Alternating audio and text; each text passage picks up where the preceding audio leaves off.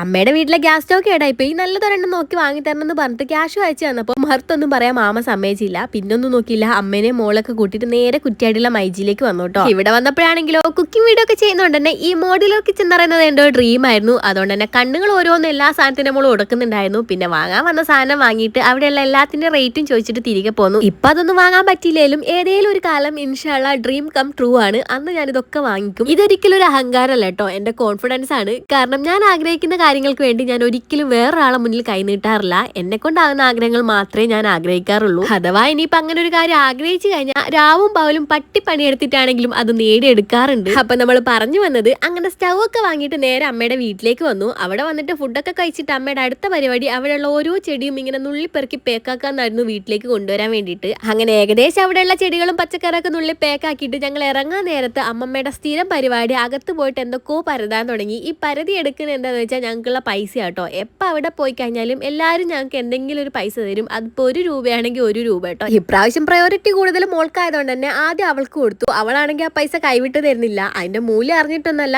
എന്തോ ഒരു സാധനം അവൾക്ക് കൊടുത്തു. അത് അവൾക്ക് വേറെ ആർക്കും കൊടുക്കാൻ താല്പര്യമില്ല. അത് കണ്ടിട്ടാന്ന് തോന്നുന്നു അമ്മമ്മ എനിക്കും കൂടെ പൈസ തന്നു. അതും കഴിഞ്ഞ് പുറത്തിറങ്ങിയപ്പോൾ അടുത്തത് മാമന്റെതും അച്ചാച്ചന്റെ വകയായിരുന്നു. പക്ഷെ അത് രണ്ടും അവൾ വാങ്ങിയില്ല. എന്താണെന്ന് അറിയില്ല കേട്ടോ. അവസാനം ഞാനാണ് അത് വാങ്ങിയത്. എന്നിട്ട് പിന്നെ അവിടെ നിന്ന് എല്ലാവരോടും യാത്ര പറഞ്ഞിട്ട് വീട്ടിലേക്ക് പോന്നു. അപ്പൊ എന്താണെങ്കിലും ഇന്നത്തെ വീഡിയോ അത്രയുള്ളൂ.